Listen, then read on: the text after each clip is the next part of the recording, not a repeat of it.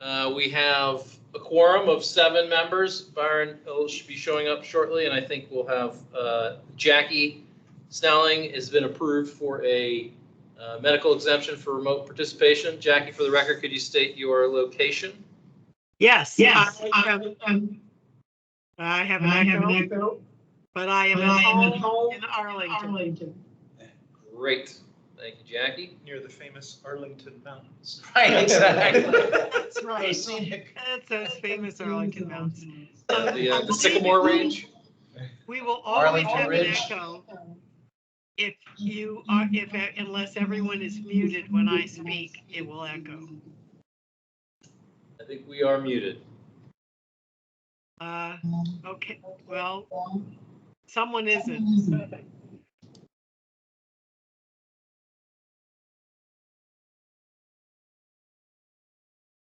Somebody else. Okay. So I think we're going to get started here. I think the first item we have is public comment. Do we have any public comment this evening?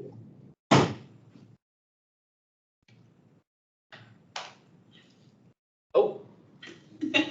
And we just finished our public comments section, and so we'll turn it over to our special guest this evening, Ms. Coffey. Thank you. Our board liaison for this year. Yeah, Miranda. And Miranda, sorry, for the record, could you state, you've had a medical exemption approved for remote participation, but could you state your location for the record? Yes, I'm in Arlington, Virginia. Thank you very much. All right. Would you like to go now, or you want to hang out for a little bit? It is up to you all. I will probably hang out for the whole meeting anyways. So if you'd rather I talk now and then observe later, or observe now and talk later, either way is fine. Okay. It's really, you're the board member, so it's your discretion. Yeah, I mean, I'm happy to introduce myself now since I'm here. And I know a couple of you, but not everyone. So I'm Maureen. I'm one of our 2 new board members that started on January 1st of this year.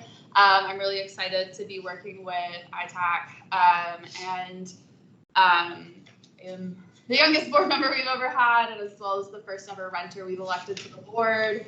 My background is in public policy, and so I've worked at the Center for American Progress, Institute for Women's Policy Research. I started very early in my career doing analyses of discrimination in home mortgage and other credit markets, so fair housing and fair lending and Equal Credit Opportunity Act enforcement. I am really excited to work with the board, and I think that technology and digital infrastructure is a huge part of where Arlington can do a lot better. One of my priorities for the year, but also for the next 4 years and beyond, is on engagement and what we can do. You know, I think people often think of working on engagement as more engagement, but I think in a lot of ways what we really need is better engagement. And so I know I've talked with Frank and John about the website and a lot of things with that need to change. And I think, you know, making sure that people who want to get involved, who are going to look for resources, who are looking for what the county is already doing for them, that they can actually find that information is so critical. I mean, I am a very tech savvy, English as a first language young person, and there are times where I can't find a page on our website that I know I've seen before, right? Like you click through a web of links and you get to something that's like, oh, this is actually what I was looking for. But then once you close that tab, if you can make it back to that page is a second challenge. And so I think things like that, you know, I've been really active in talking with our staff about what is going on, what should be going on, how do we get from where we are now to where we want to be. And then I think also just really recognizing that technology is and is going to continue to be at the forefront of what local government does. And while I think the last couple of decades of local government systems expansion have been really focused on internal systems and how technology can work for the people working at the county. I think the next stage that really needs to happen is how do we make technology work for our residents and our users, so to speak, and making sure that that experience is accessible, safe, reliable. I know that you all are going to talk about data security and cybersecurity, and I think that's really important. I think we often understate the risks of the level of connectedness that we all have. It can be really good in a lot of ways, but we're sharing a lot more of ourselves than we realize. And so I think that's kind of generally where I'm at. I know I've talked with a number of you about making sure we have some sort of master plan or maybe some level of that, right? Of saying how do we get every department actually on the same page, that we know, DHS and DES and Parks and Rec aren't all using 10 different softwares, but really migrating into one system that works together. I see Jackie excited. And I think that is a place that Arlington is well positioned to lead, right? We're a well-educated community who is engaged with technology, that has technology infrastructure here. And so there's a good case to be made for us to try and really be leading on that as a community. And I think it would also just help a lot of things within the government run more smoothly as well. But yeah, I am your liaison. I'm still learning this role. I'm learning a lot of new roles right now, but I think I hope to be a pretty active and engaged person, especially on technology, because it is, to me, I think, a central aspect of every part of what we do now. And if we aren't getting this right, then I think that we are creating headaches that don't need to be there.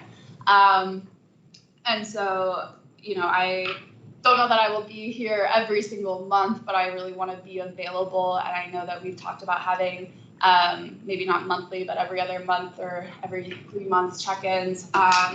And again, I'm also just accessible via email or however else you guys feel comfortable engaging. If you have questions or recommendations or want to track down why something does or does not happen, I really am looking forward to being a partner in this and supporting also what you all want to be getting done.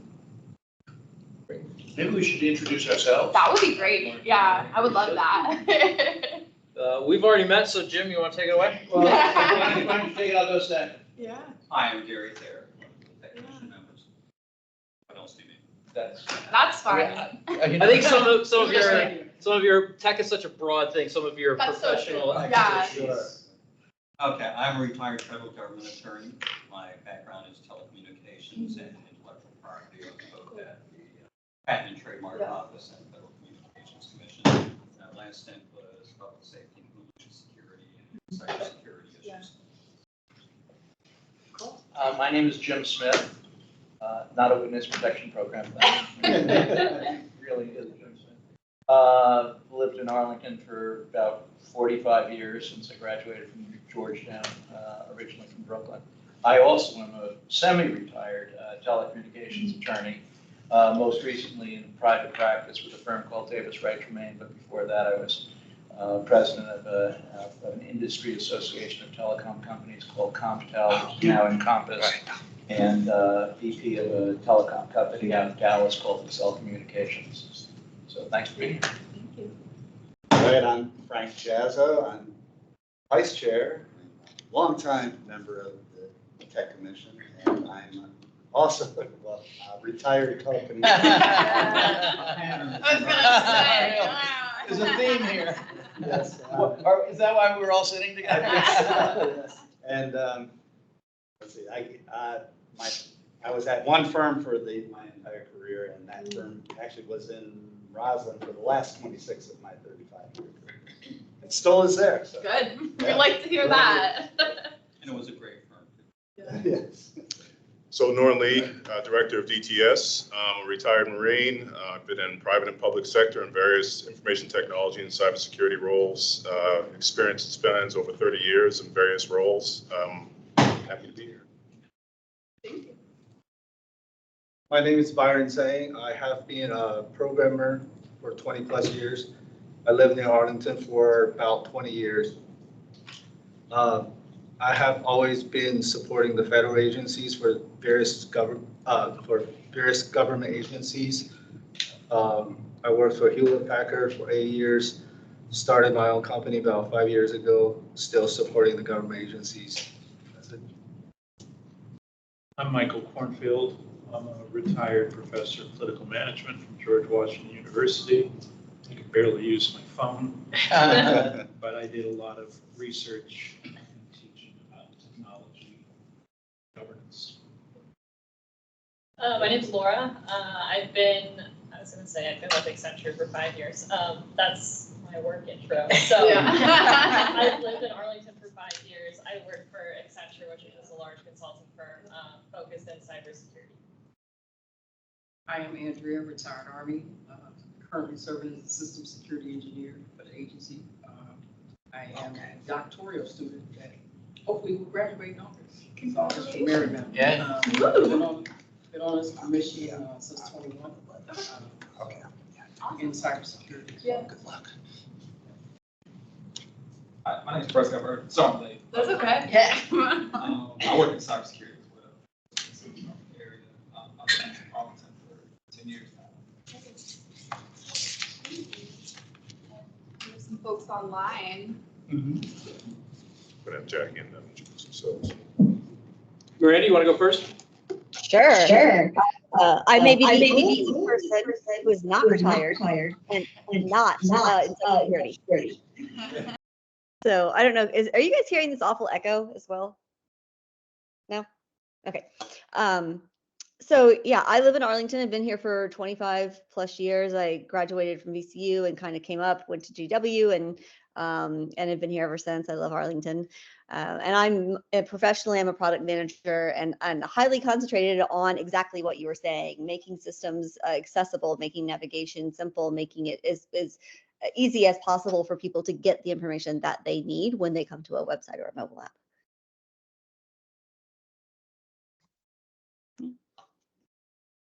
Ready for me?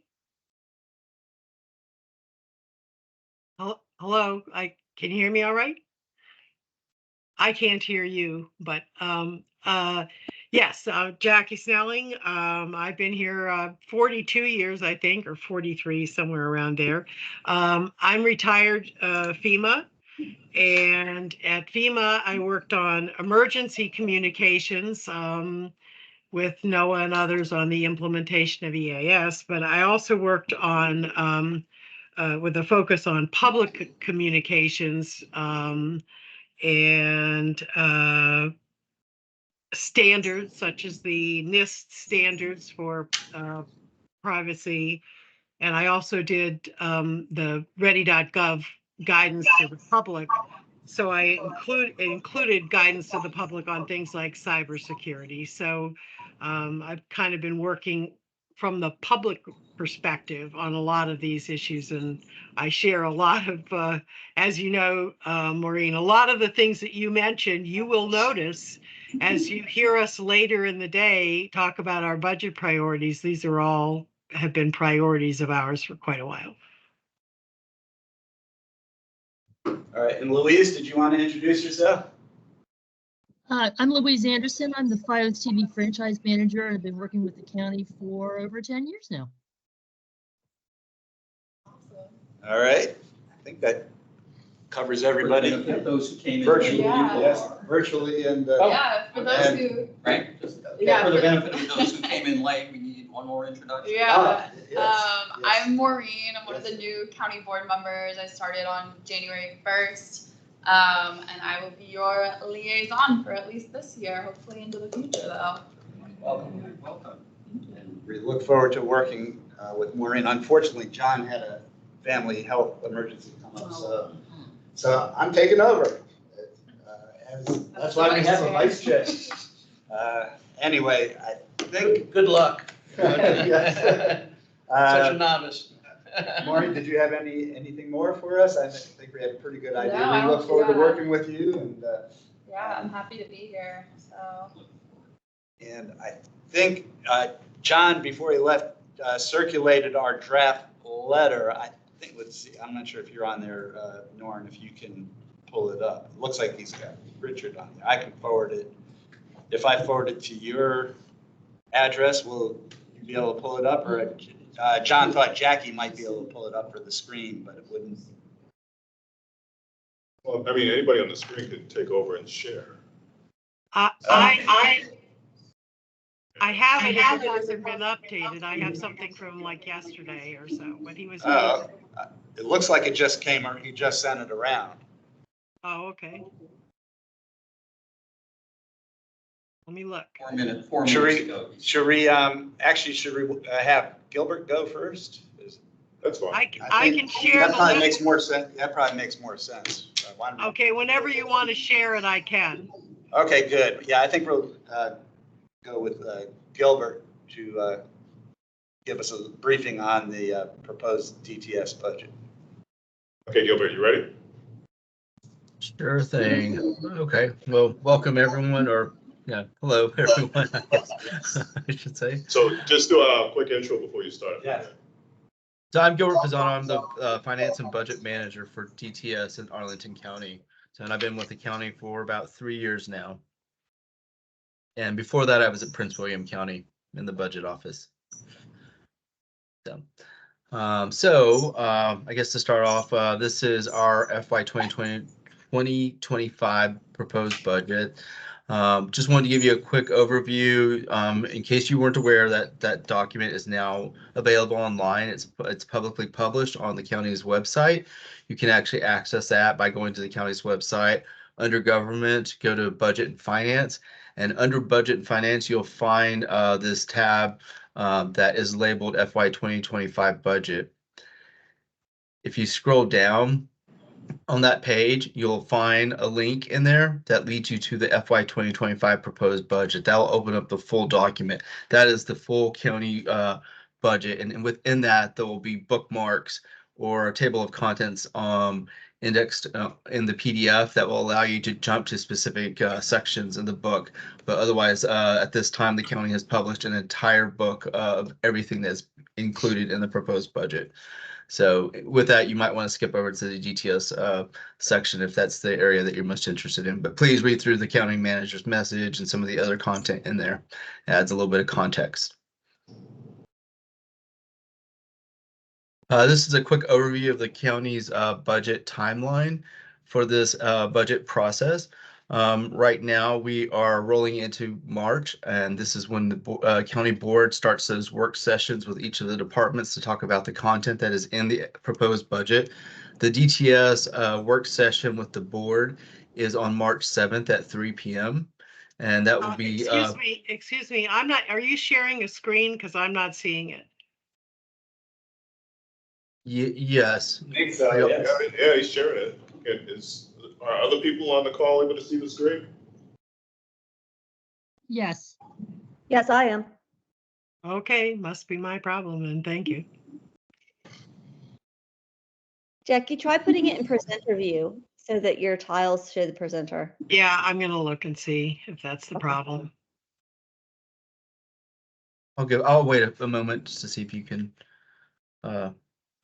view that. No, you keep going. I can. Okay. I've read the budget, so I can imagine it. Okay.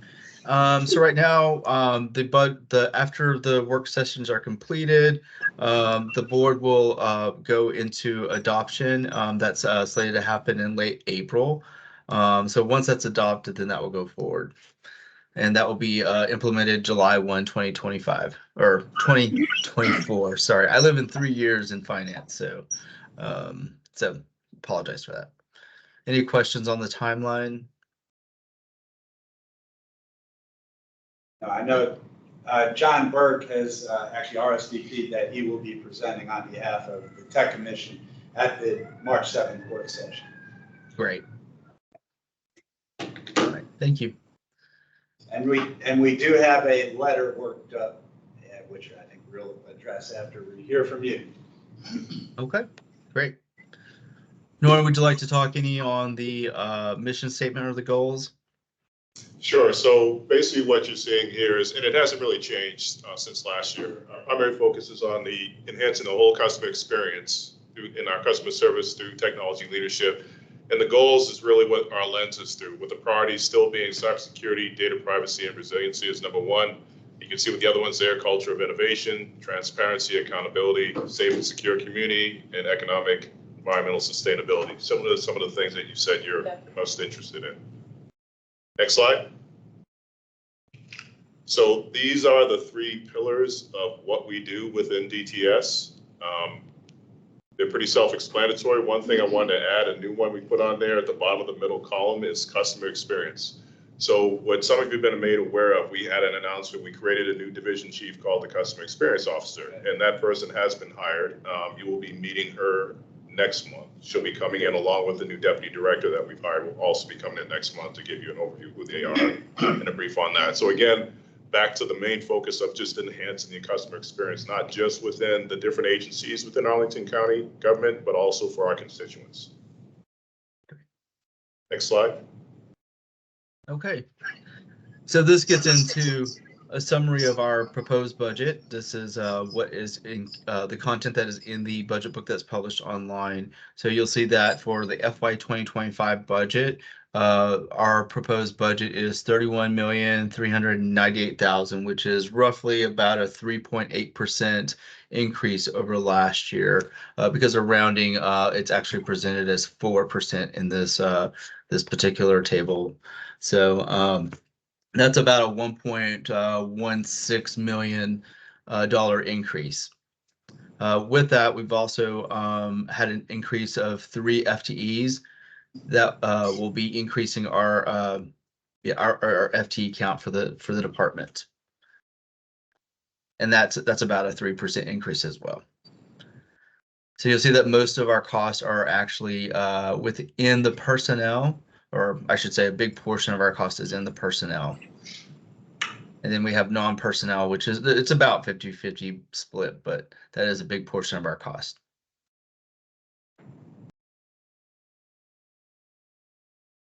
And so with that, hold on a second. Jackie, did you have any questions on that last slide? I don't know if you're able to see it yet. The budgetary summary? No, I can see it.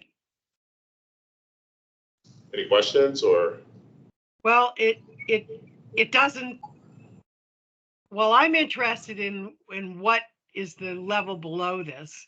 You know, so it's not really, to me, it's, you know, who the personnel are and what are the changes in personnel, if any, that kind of thing. And anything that's, well, the bigger issue we have also is technology in other departments, which is another question. Understood. So after we present to the board in March, we can have a follow-on session with you all and do a deep dive. On budget.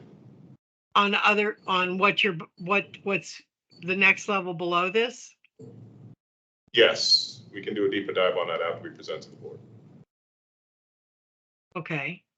So you don't, the deeper dive is not available at the moment? So the only thing we're doing at the moment is what's publicly available. I don't want to get into I don't want to get into anything that we haven't briefed the board on yet. Right. So this is the only level that's available, is what you're saying at this point? Yes. Okay. Thank you. That's why I'm saying my questions are at the level below this, so we'll see those later. Understood. Thanks, Jackie. Go ahead, Gilbert. Okay. I'll allow you, Nora, to talk about our accomplishments. Yeah, so a little bit about this. This is just some of the major things that we wanted to highlight. The security tabletop exercises that we did with all the different department heads. We even did it with the board. There's supposed to be a follow-on with that. And basically just brushing off, what do we do? We gave some cybersecurity scenarios. How do we respond? Do we know what we're doing? And basically update our policies accordingly so we can be more efficient in that. Went well as far as you're concerned? Say again? The the tabletop exercises went well as far as? Yes, they went very well. And the next step is Obviously, doing revisions. That to had our been model. something our commission had been advocating for a long time, so we're very happy to see that. Yes, yes, it was very effective. Other thing also, the digital, many of you are aware, the Digital County Survey Award, we took first place in the nation for the size of our population. Another thing related to the tabletop exercise, the Homeland Security Today's Local Homeland Security Team of the Year, which is DTS and DPS CEM team. 2 folks from our team, 2 folks on their team, they were nationally recognized for the work that they did in this space. Windows Hello, and Windows Hello really is those of you who are, very familiar with technology, it's basically like FaceTime on a Windows box. It's something we implemented where you just look at it, you don't have to put in your password or anything, and so it's enhanced security, and it's an easy user experience. Yes. And the last one, migration to Teams Voice. So basically, you will get rid of our phones, and everything's going to be a PC phone, if you will, and that's currently in progress. Next slide. So some of the budget highlights, really same thing that we're trying to focus on is prioritizing the growing needs to increase cybersecurity. Obviously, with AI and other technology enhancements out there, it's becoming an increasing concern. There's other ways that threat actors can come at us, but that's remaining a top focus for us, optimizing our operations, managing the budgetary pressures, and of course, maintaining everything through an equity lens. Next slide. Yep. And that's it. That's it. Short and sweet. Yeah. And again, it'll be more, you'll see when we have the meeting with the county board, some of these slides are going to be the same, but we're going to go into more detail in the work sessions. All right. And that's on the 7th? Yes. March 7th, yeah. Yes, next week. I think those are streamed as well, right? I believe. I believe so, yes. So if you're unable to attend in person. They'll have them recorded. Yeah.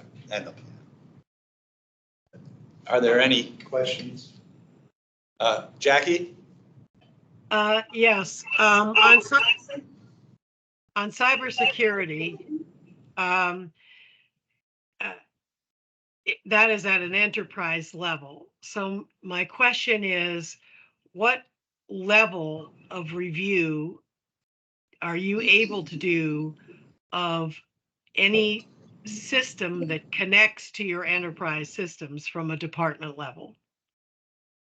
In what we got. So, for example, we have our security devices in place. Your IPSs, your IDSs, your firewall rules, anything like that. So any traffic that's going in and out of the enterprise, we're seeing where they're hit. If there's sites that have been blacklisted, for lack of a better term, they're blocked. When we actually brief the county board next week, we're going to have some of those stats listed out there as well as how many blocks we're getting on a regular basis. But I'm trying to understand exactly what are you asking specifically? Because of the decentralized software systems, I'm concerned about the degree to which DTS has visibility of all of the possible entry points for cyber threats. So we have visibility as far as anything that traverses through our infrastructure. So for example, ChatGPT. We can see how many people are using ChatGPT within the enterprise. And any links or other things that come in through registration or external or systems that get external communication through departments? Yeah, anything that, as I said, anything that's traversing through the infrastructure, we have visibility into. Now, Okay. there's obviously a difference between logs that are capturing everything to the people who can actually take the time to go through all those logs. So we're looking for some different enhancements to help us with that, some different tools down the road. But yes, we do have everything coming through. Okay. Y'all use Splunk? Y'all use Splunk to look at the logs and all that? So I'm not going to say that here, what we Okay, use. yeah, that might be an offline question. If you want to shoot me an email later, I'll give you some more details. Any other questions? Question about the AIM budget. Is that set? That's not within the DTS? That's not within DTS. Right, okay.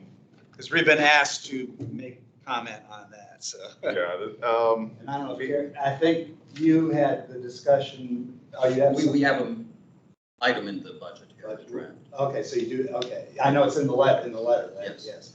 But did you get a chance to, I think that was being drafted before the manager's presentation on the budget, wasn't it? So you don't have any figures at this point, right? John may have some figures. Yeah, I don't think, I mean, unless he pulled it from the managers. There's still a lot of discussions about Yeah. AIM that are ongoing.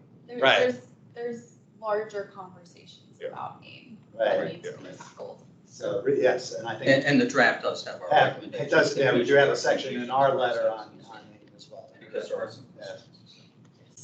I may ask you, Gary, just to comment on that when we go to the shift to the letter. Sure, certainly. Okay, thanks. You're welcome. Okay, thank you. Thank you, Gilbert. Thank you. Oh, yeah. All right, any other questions for Gilbert? Otherwise, we'll shift to our letter. Any other questions for Gilbert? All right, well, thank you so much, Gilbert. We appreciate it. Thank you.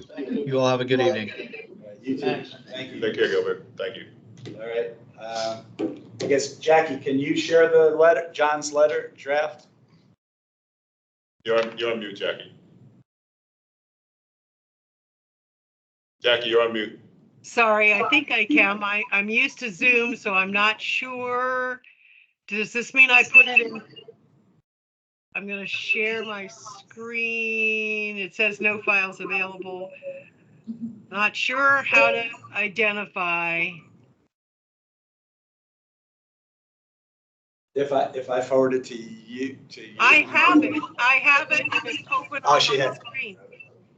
I have it and it's open on my screen. I just don't know how to do it on Teams. Where's that the best right? A little. Okay, yeah, that might be, yeah. Yeah, Miranda, do you think you can pull it up? If you could tell me, what mode do? I can put it in. If you do share. Yeah, it should be this. Window, I did share. It. Did you click window after that? Okay. Do you Oh, have there it? Thank you. Just hadn't used Teams before. Yeah. All right, since this If was. only we could read it. Yeah. Yeah, maybe make it a little bit bigger for us, if you don't mind. I think so. Oh, Maybe not as. Right. Okay, that's. Yeah, that's oh, good. oh, oh, One back. Or two back. Yep, that's good. Yeah, that's good. I can read it. thank you, Jackie. All right, why don't we, since we're just seeing it for I think it was just circulated, so why don't we take a chance to read it? Tell me when you're ready to move down. Okay. I'm going to scroll up a little bit. People should have it in their email. Yeah, you should have it in your email, so you can look at it. Me too. Yes. Okay, so, You have your choice. yeah, either on the screen or on your personal screen. And John drafted this? Yes, and I think Gary. John and I were. Yes. And I contributed. And we went through this at an earlier meeting, or at least a draft. It has additions. Yes. I think wasn't it based on last year's? Or did we? I don't know. That. Yes, it was based on last year's, but there are additions. Right. So tell me when you're done with page 1.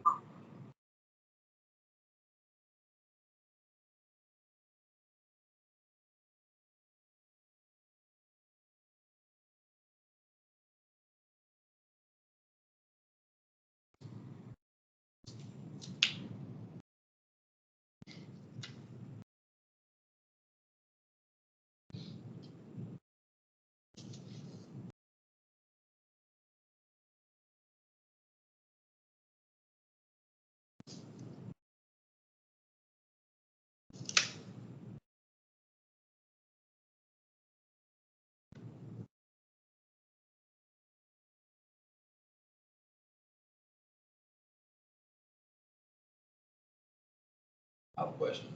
Yes. So for AIM 997, do we have like a statement for what the party is other than AIM? Paragraph? Oh, it's Arlington Independent Media, which is, Yes, I'm familiar with AIM. Yeah, but the rest of the statements are more actionable, and Oh, the one is yeah. just saying like aim, I think is your point. Yeah, Exactly. And they don't identify an entity per se, it's just. Yeah.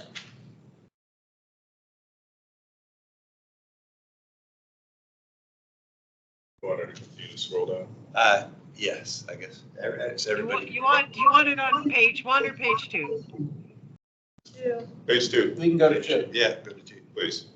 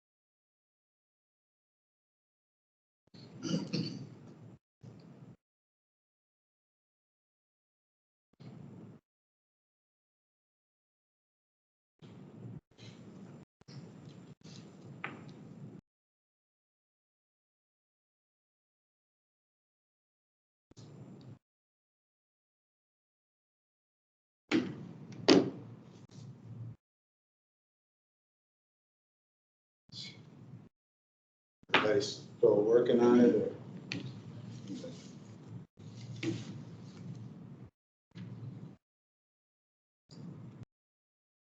So this, all of this is getting brief win? What's that? This? All of this is going forward to the board win? Yeah, it would, if we, have it, we can actually adopt it tonight. Got it. But we, obviously can take edits. Yeah, probably for 7, like you said. Like, is that gonna be, what are we doing with AIM, other than AIM?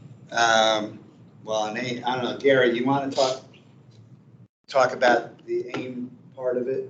Sure, I'll do that. We took this as a fairly narrow question as a budgetary issue and what our recommendation should be. And I'll essentially read from what we have here, that number one, we do believe that an organization that provides this kind of function can be very valuable in the community. There is some value to that. There are a lot of things they can do for underserved, underrepresented folks in the community as a citizenry writ large. And while we think they're worthy of support, we do have concerns that the board has already invested substantial funds into this organization over the years. And we know that for the most part, those advancement funds have been with a tacit understanding or explicit understanding that AIM would find some way to become more financially self-sufficient.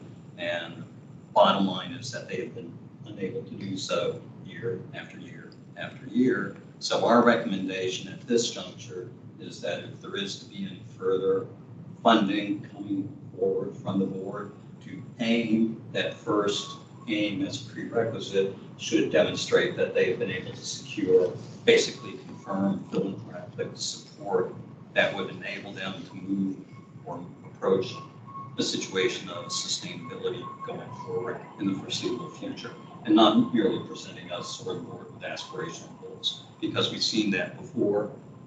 And it's nice to have good plans and good desires, but at this point, you need to have some confirmed support in the organization. So now they came recently here, right? Didn't AIM come recently? It's been, I think it was last year, so maybe it's been about a year, I think. I think it was maybe about I think it was about Late April of spring. last year, Yeah. wasn't it? Well, they actually Right. they made a presentation to John and I a few days Right, ago yes. as well. And we're gonna actually hold a meeting at the newish South Arlington Studios. There was discussion about I doing think that so, in right. part. We're looking to do it maybe in April, I think, was the. There was a discussion of doing that. There was further discussion whether or not to do the first one there or to wait until they could have more of a kind of grand opening or soft opening at the. For the new government one building here. Here, yeah. So it was back and forth. We could do either or both. Both, is the right, way it was right. left. But we are looking to do a field trip there, so, and maybe 2 field trips, depending on how it rolls out, so. Well, let me yes, just go ahead. continue with the thoughts that I have here. So the core of the recommendation is if there's to be any more funding, it should be contingent on AIM being able to demonstrate to the county that they've secured sufficient hardcore funding to show that they have a clear path to sustainability. They have not done so far. As an adjunct to that, we think it's fair for their expenditures for any funds that they have or be granted by the county to be very closely monitored and have results-oriented goals to know that they are staying on track, because we don't think there's any other way that they can demonstrate to the community that they're up to their charge. Right, and I guess there That's are it. 2 components to the funding that the county provides to AIM. One is straight for, there's a budgetary allocation, but there's also from the PEG channel funds, there's actually a part of the telecommunications tax that Virginia imposes on cable companies. I think it's a total of 5%, comes back to the county, and a certain amount is earmarked for the PEG channels on that. And it's, and I guess there's been, That's an addition to the right, direct. in the original, I guess in the franchise agreement, a certain percentage was earmarked specifically for AIM, but also APS TV and Arlington County TV. So the county, the G is the government, and the E, the educational, and AIM is the P, the public access side. So there's the PEG funds can only be used for capital expenditures. So that'll be useful, I think, probably in connection with the move. But a lot of day-to-day operations have to, they have to find another way. Well, as I recall in the past, whether and to what extent there's any flexibility of having PEG funds or operational funds be kind of used in a cross fashion has been the topic of discussion, but normally it's pretty much CapEx is going to be CapEx. Right. And, right, I know there had been the big question, can rent be CapEx? And right. The answer was no. And also, this is coming in the environment of that PEG fund is going downward because of cord cutting. But the state legislature just, I think they approved a new digital services tax, which would go on streaming and cloud services. Where that would then wind up going, but I think that's probably still a long way from actually being signed. I would be surprised if the governor would sign that. But haven't seen, I just saw something on that today, so I didn't make it to my usual legislative report, but it's something for us to pay attention to. So our bottom line is our recommendation takes a cautionary approach that look before you leave and make sure that they can demonstrate a path to solvency. All right. If I guess- I may, Yes, Jackie? besides solvency and the other issues, we had also raised the question of their ability to demonstrate that they were in fact able to and reaching the audience that is their potential and the main asset that we would be looking for is that them reaching that broader public audience. I'm sorry, the echo is still there.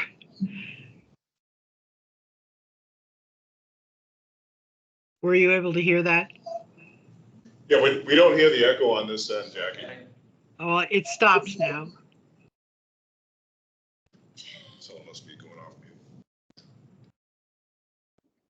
It's interesting, Jackie, because I hear it too, yours and mine. So I wonder why the room doesn't. It must be something with the connection. It's because it's the mic in the room that's causing the echo I see. for us, not for them. All right, so do you have some specific language you'd like added on that, Jackie? No, I just wanted to make the point that solvency is part of it, but it is, and getting that support.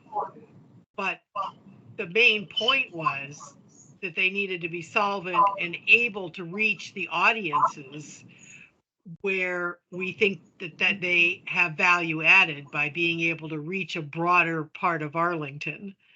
That was one of the main points of this type of media, is that it could be a community communication. And so it's not to be competing with other sources, it's to be augmenting that neighborhood and community base.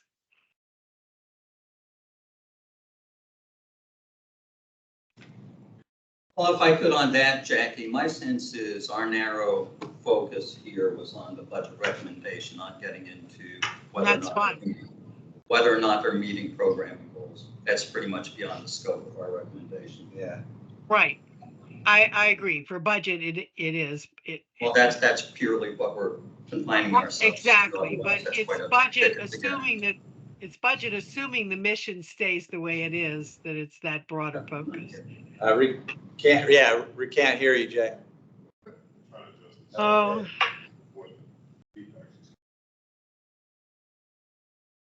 I agree. I'm agreeing. Okay. Okay, thank you. Thanks.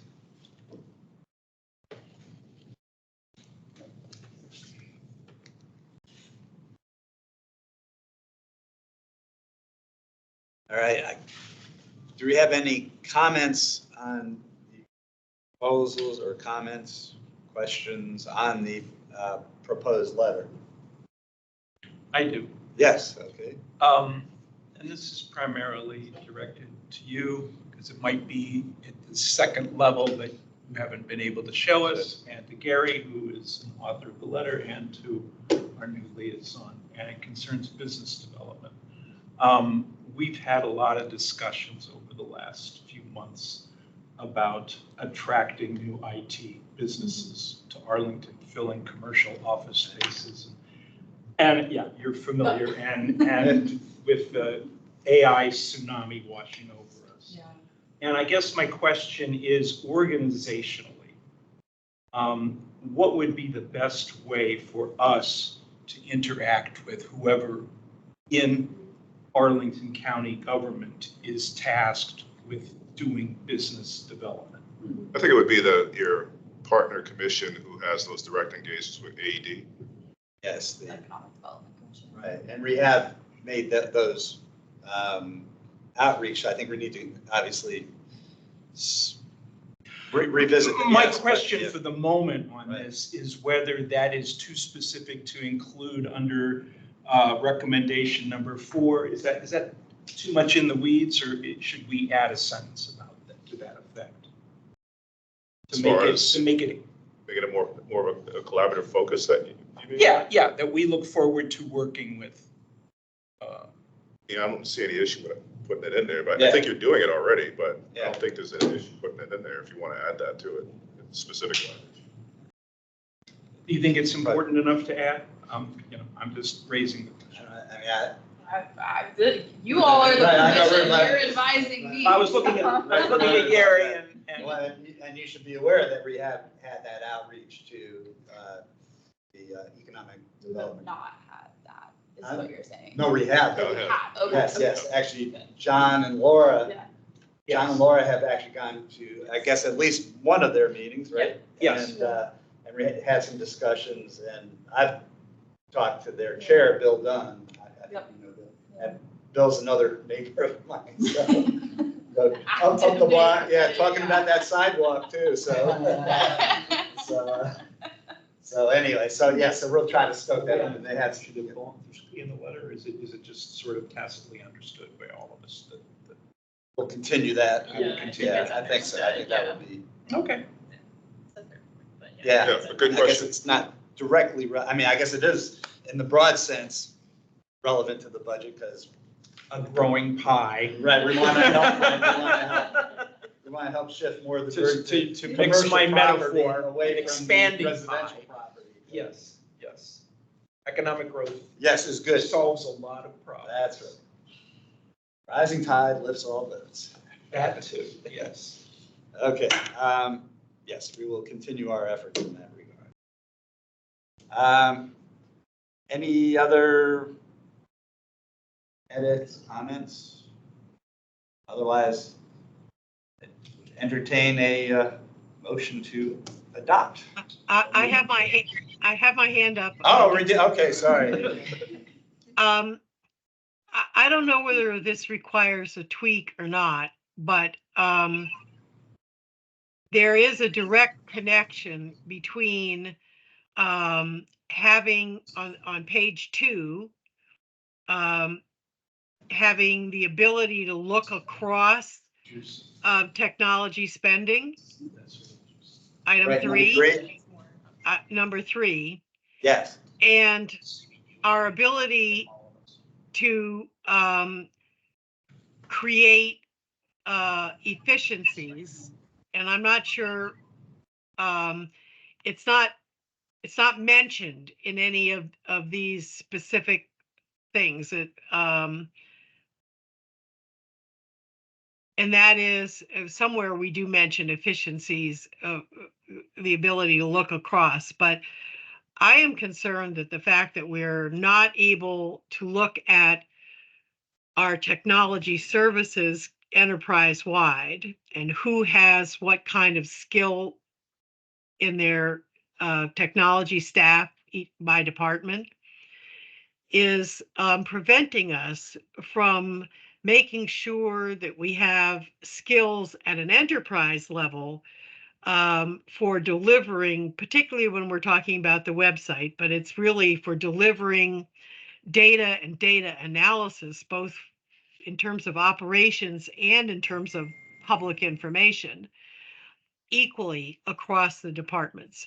And it may be that some of the more expensive staff that can do digital analysis and that can do I don't know, dashboards and make sure that when they're purchasing their software and designing it, that it's designed both for operations and for ease of public transparency, that we can't afford to have that staff in every department, but that we could afford to do it at a much higher level if we had them as a deployable team that was central.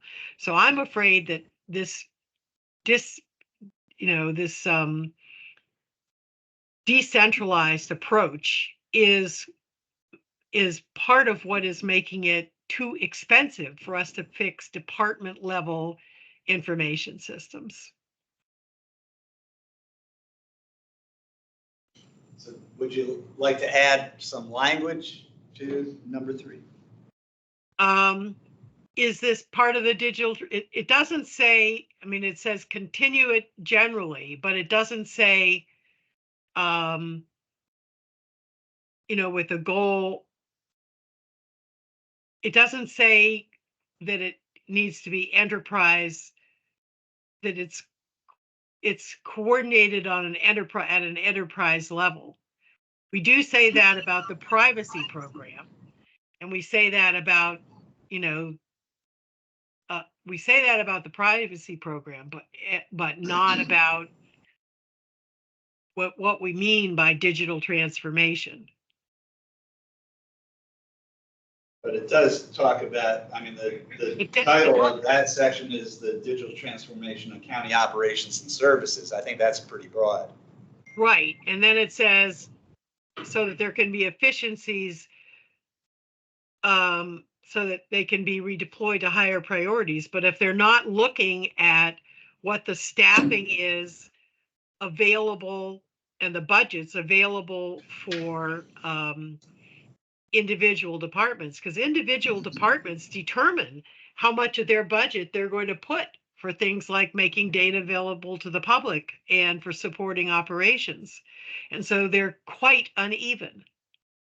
Right, but I think our recommendation number 3 gets into that. The one requesting transparency of information technology spending across all throughout the other departments. That's been our ask, obviously for a number of years. I know, I'm just not sure that the number 3 clearly states that. And if Maureen is still there, if. I don't know. Yeah, It's not on our end. Jackie, Can you say it again? We didn't hear you. Does this convey that this means that they would, in order to do this, you would have to have visibility of the services across all departments? We don't have that. Right, but I think we're, again, asking for that as far as the recommendation 3. Well, I think if we want to say, we should say something about across all departments or enterprise at an enterprise level or something like that. So that we're not just talking about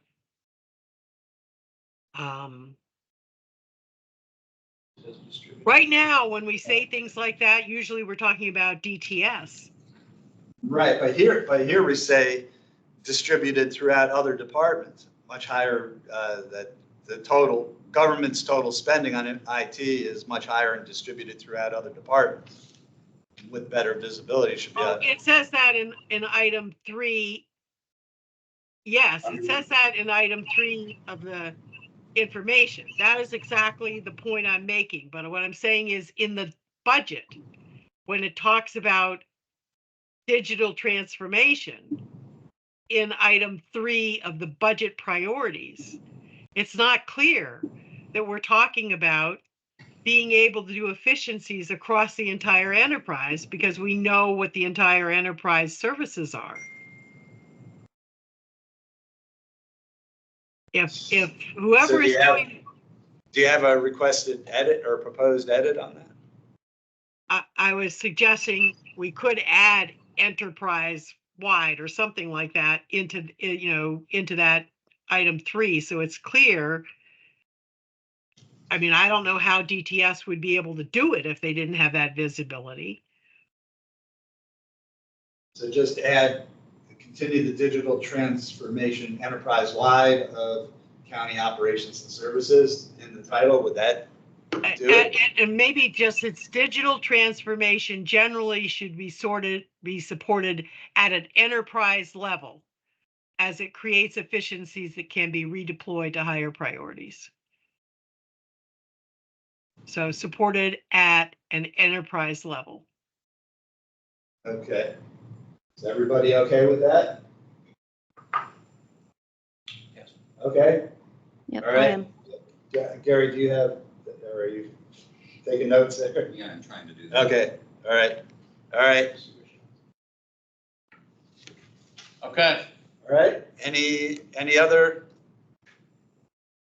proposed edits, comments? If not, I'll entertain a motion to adopt. So moved. Second? All in favor, say aye. Aye. Aye. Any nays? Oh, on our remote, how do you vote? Miranda, Jackie? Aye. Aye. Okay. And I think no nays, so I think the ayes have it. All right. All right, we will coordinate with John to get this. I'll send you edits. Okay, We'll good. take Right. care of it. Coordinate, yeah. Thank you. Sure. And let's see, I think that takes care of FY25. As we indicated, John will be going to the budget work session on March 7th, the DTS work session. So that brings us to the Arlington 2050 kickoff, the Visioning 2050. I actually went in John's place for that too. I was well attended. I think about 200 people was it? About two. It was at the auditorium at Amazon's HQ2, and it really, I guess, focused on 4 main areas. One was the demographics, where the county is going, age-wise, household size-wise, just taking a look at where things will be in 20, or trying to project where things will be in 2050. Had a demographer, I guess he's a professor from UVA, very interesting. Then there was a strong look at climate, the impacts of climate. They had Jason Samonow from Capital Weather Gang, Washington Post, spoke, and I think we're talking about the heat island effect. DC, we're part of it, but not as bad because we have a lot more green space, I think, than lots of places, certainly downtown DC. So it's pretty interesting. I think we're probably having Jackie's Mountains, we're probably in better shape as far as rising water level. And then representative from Amazon, who happens to be Mr. Hartel, spoke. Holly's husband spoke about basically Amazon, what they're looking to do, and how how happy they are so far with having HQ2 there. And that was my first time at the space there, and actually driving around that part of National Landing is very impressive. The amount of development that's been there. I've been going to the Pentagon City shopping area for years and years, but it's really picked up. And then the final speaker was the president of George Mason University, and they're expanding their presence in Arlington as well. And very, their real focus is on having their students trained for the jobs of the future, not the jobs of the past. So I was very impressed with the whole thing. And all of the participants got to fill out a postcard, and I should have picked up some. Oh, if you guys want some, I have hundreds of that shares right? that I can bring Yeah, we here. probably should pass it. We can pass it around at our next meeting. I mean, I can literally go Okay. get them now. All right. So how do you get invites to that? Yeah, so we invited all of the chairs of our commissions, civic associations, other like advocacy groups. We had NAACP and LULAC and the Hispanic Parents Association. And then, some of it is just, it was partially a curated list, and then it was partially, there was an online form that people could fill out if they were interested. And we were really guided by the capacity of the room. Right. So, because I I tried to sign on because Libby Garvey had sent around some emails indicated there might still be some space. And by the time I tried, it was closed out. But it was live streamed. It was live streamed, I believe it's recorded. archived. I think it's archived. There is I think there's a county website on the Vision 2050. Yes, and you can submit an online postcard Yes. if you would rather do that than handwrite it. But we tried to get a cross section of a lot of the people who are very involved in Arlington and from varying perspectives as well. I think we could have done a lot more personally. I think. And this is just the kickoff. Yeah. This is only the beginning. Yeah, we're told. this is just the Keep kickoff. Yes. emphasizing. So there's a lot more. And steps the to come. postcards, basically you're writing a letter from 2050 to now to say why Arlington is such a great place in 2050. And you're supposed to basically write that out. I think I was one of the few that, at least of those that mentioned our investments in information technology. So. But that, and that's part of why we wanted people from so many different things there, because a ton of people are going to tell us about housing and green space and, environmental investment. Environmental seem to be one of the largest topics. Which is great and which is good. so important, but it's also, we need people who are going to care about the technology side and who are going to remind us that you can do all these great things, but you also need to be doing all these great things. And so I think the more we hear from people and we can definitely make sure the website gets shared around, because there is that online forum, and the more you all should fill it out for sure, but also share it with your networks and people. And because I think there is I felt there was like this feeling of like, oh, like we're all on the same page. But it was because a lot of what was being shared out was more of the fluffy values-based stuff and not the hardcore like. Going for the tree Well, canopy. how do we tree get canopy, make it pet friendly. You know? Make it, yeah. Trees and pets.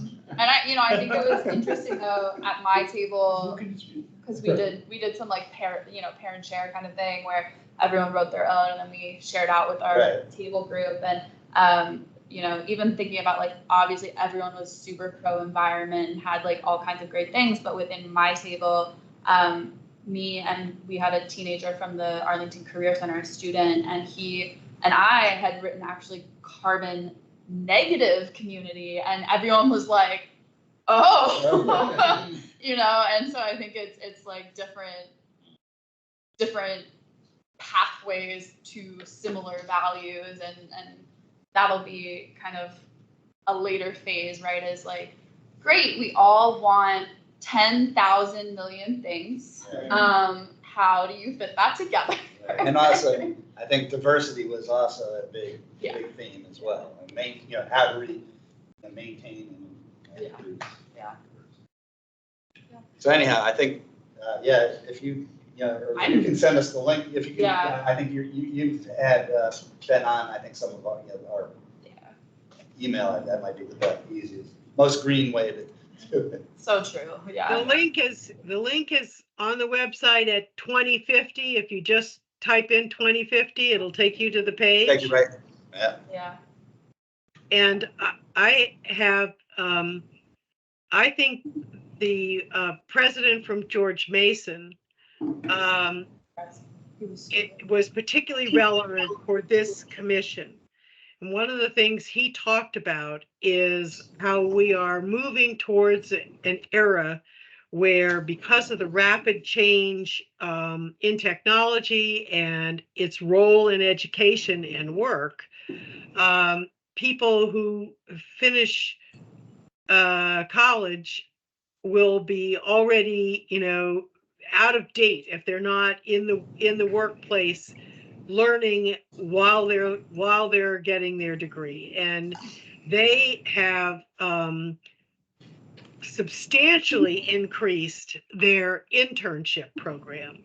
And they basically said he believes that is the wave of the future, and recommended, that everybody think about doubling interns, from Mason and other places in the workplace. So that was one of the things I wanted to look at the below the level budget that we were talking about, because I wanted to suggest that that for technology, starting that trend of using some dollars for technology, I know you have had some in the past, but looking again at potential increases of students from Mason and other places who are in tech studies would be advantageous based on what he said. It sounded like a good idea. Was he talking in particular about the Arlington campus or Only Fairfax. Well, they started at the university overall. Yeah. Both. But both, but a lot of what they're doing, expanding on tech and cyber, is going to be located at the new building that they're producing, and a lot of work-based learning is definitely the new horizon of higher education. But what they're intentionally designing into that building, and I was able to get like a hard hat site tour of it recently, and it's going to be so impressive. But they're planning to have space within the building for industry, for businesses to be there and engaging with the students on a regular and like naturally occurring basis. So they're going to have like demonstration labs. They're going to have skiff space even within the building. And the whole point is to really say that the skills that you need and the workers you're trying to develop are things that are going to happen through this work-based learning. And we can sit them in a classroom and teach them Python, but that doesn't mean that they know how to do what you are doing. And so it's going to be really interesting. And I think that because the Arlington campus has already held a lot more of their graduate and advanced studies coursework. They're trying to concentrate a lot of that here, and then the proximity to the tech businesses and the defense businesses that are already here rather than their Fairfax City campus is part of what's appealing to them. So I think that was actually.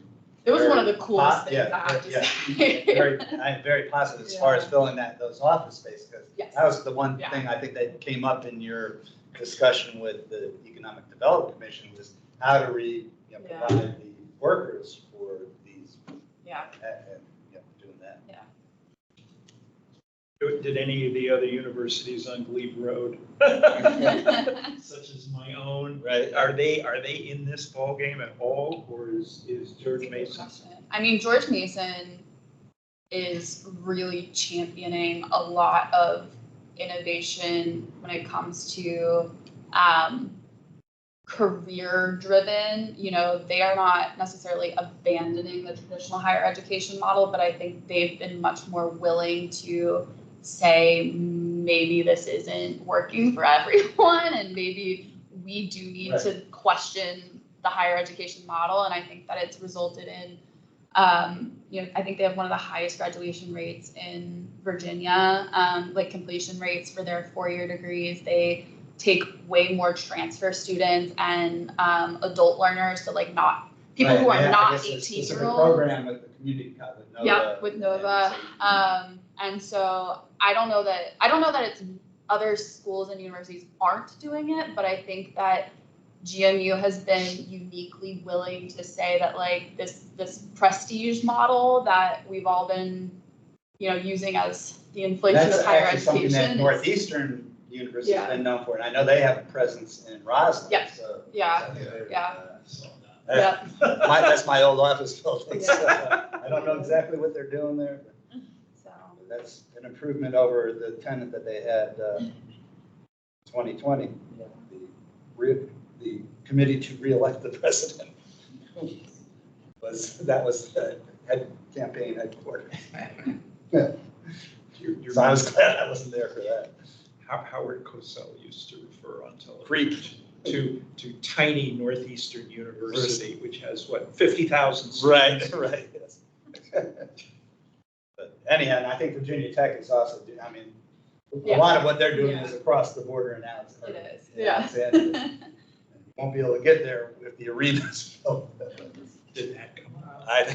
The arena did not come out. The arena may be dead. The Glendo. I think so. It's not looking good right now. The Glendo. All right. Anyhow, so and I think I believe that there will be more on 2050 as we go on this year, right, Maureen? I think Libby wants to do some additional things. This is the start, not the end. I know that we're working on. I think we've done a request for proposals to a couple of consultants to have more of a structured process that goes from here. But I know Libby is trying to, she's made it very clear that what she wants to do is to get to a couple of, 2 to 5 kind of different visions that, would come out of this at the end of the year that, after we produce those would give the community an opportunity to really engage, I think, on more of the trade-offs. And so I think the rest of this year is intended to be about collecting the data that's going to help us produce what are kind of the categories of things people are looking for, what are the ones that are compatible with each other, what are less compatible with each other.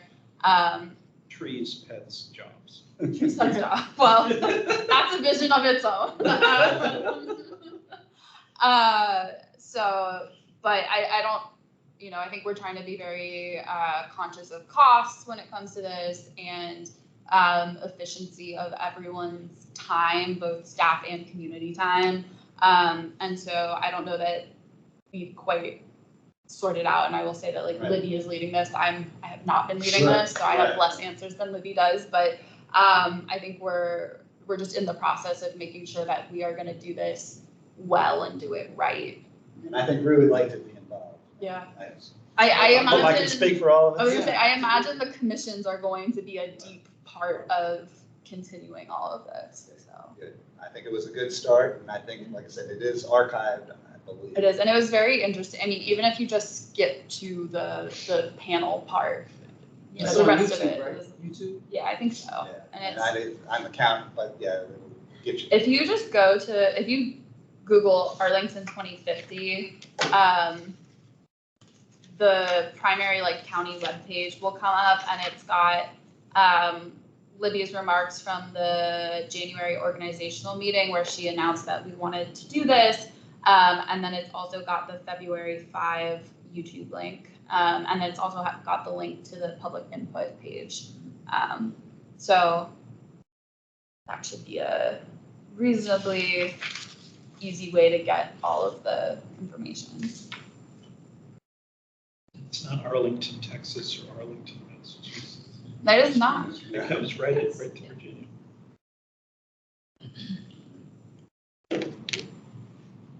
Yeah, as Jackie had mentioned, if you just go on the Arlington website and just put 2050. Yeah. Right. There's not a lot else that we've got on Exactly, the topic. Not yet, at least. Right. Although there is a 2050 Wilson Boulevard. All right, so anyhow, stay tuned on 2050. Let's see, that brings us to number 6, legislative update. Let's see again. All right, well, actually. You can't get rid of this job. All right, the U.S. along with a number of our good allies, Australia, Canada, Czech Republic, Finland, France, Japan, Korea, Republic of Korea, Sweden, and the U.K. issued a joint statement endorsing shared principles for the research and development of 6G wireless communication systems, and recognize that by working together, the signatory nations can support open, free, global, interoperable, reliable, resilient, and secure connectivity. So you thought 5G was just new. Got it. We're working on 6G already. So Did you notice that Comcast Infinity has a television commercial in which they call it 10G?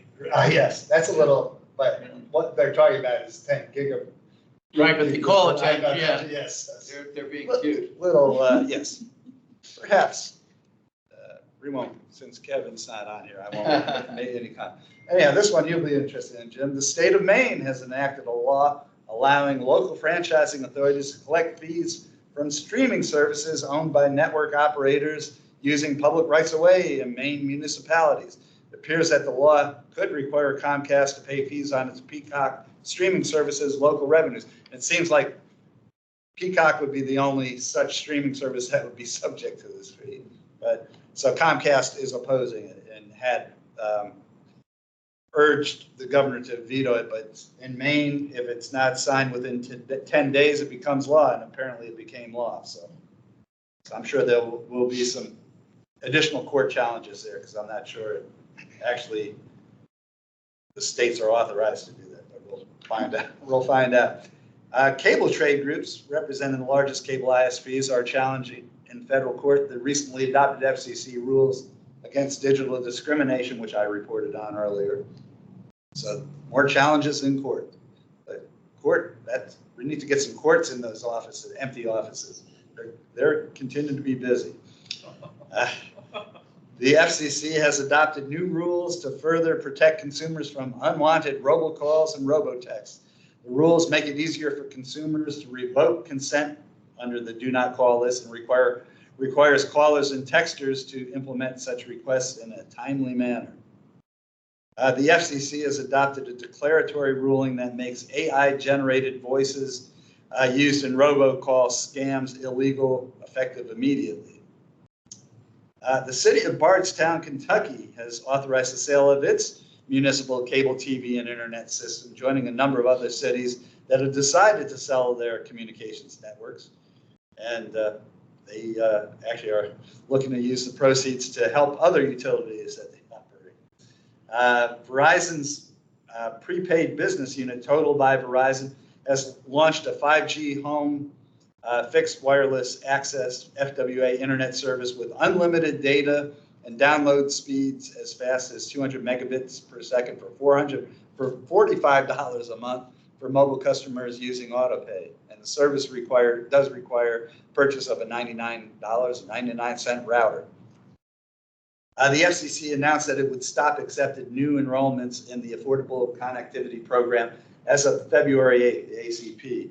Congressional efforts, however, to extend ACP funding continues, so we may coming down to the wire on that.